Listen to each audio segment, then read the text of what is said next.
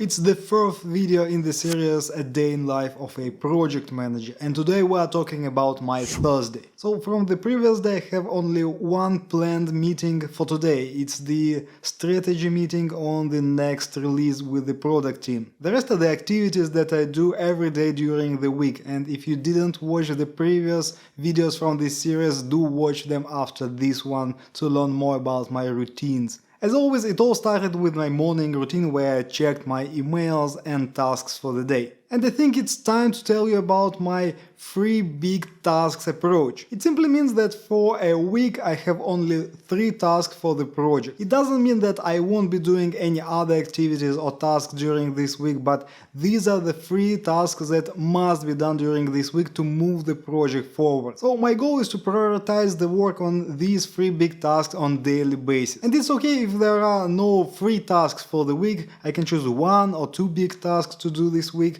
but no more than 3. And this approach scales up and down. So for my day I also select only 3 big tasks. If I do them, I'll call it a day. Likewise, I select 3 big tasks for a period of a release or a project where we try to improve some documentations, workflows or processes with the team. Alright, after that, as usually, I collected the most pressing matters from my team members and we agreed that we need to brush up a bit our product backlog so that we can talk about it with a product team. So we spent 30 minutes doing it together and then I switched to my big tasks, which I was doing for 4 days already and can't finish it this day as well. I tested the mobile application updates and it still doesn't work, so I had to write back to the DevOps team and they continue to investigate. That's when it was time to go for a big strategy meeting with the product team. It was a long meeting for an hour and a half to groom through the whole backlog of the application and to select and prioritize the user stories for the next several releases. And though you are a project manager, it's important to understand the product development part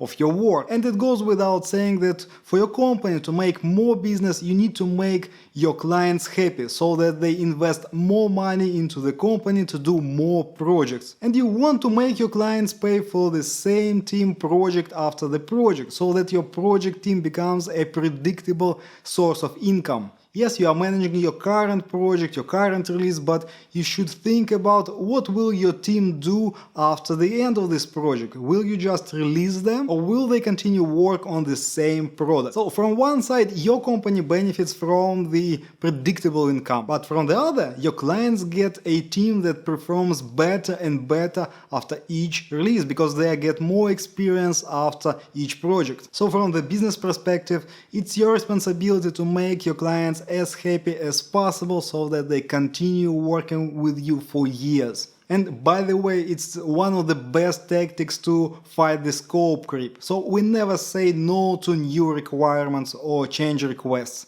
We just put them into the next release. So after this long meeting, we all had a strong feeling that we have a year worth of work yet to do together. This strategy meeting flowed slowly into our daily meeting with clients, but nothing special happened on this meeting and it was just a routine. So as we planned a small drinking party at the end of the day, I had to wrap up my things as soon as possible. So I sent meeting notes and responded to several emails that came earlier this day. The team was ready and eager, they were waiting for me to finish. This kind of team buildings don't happen too often, but they are critical. And it's one of the key metrics that you want to track. If after long days of working together your team still wants to spend some time together again, it's a good sign of a strong team. So think about it for a moment. They spend the whole day together in the office in one room, and if they are ready to sacrifice some personal time, the time that they can spend with their family, on their hobbies or with their friends, but they do it with your team, then you can say that you did a good job motivating and building a strong project team. And there is another key metric here. You do want to check how many people stay at these activities. It's never the whole team, not the 100% of people stay here, but if you can get more than half of your team members stay, then it's a good job from your side. Frankly speaking, it went so good that we all ended up at 3 a.m. on a hill with a picturesque view of the night city. It goes without saying that we all get late to the work the next day. Or actually this day. By the way, this video is sponsored by my free career change cheat sheet. If you want to become a project manager, check the link in the description and download this PDF. Okay, for Friday I plan several small activities that I need to do. First, I need to write some performance reviews on some of team members. Then I do hope I will finish my big task for mobile this week.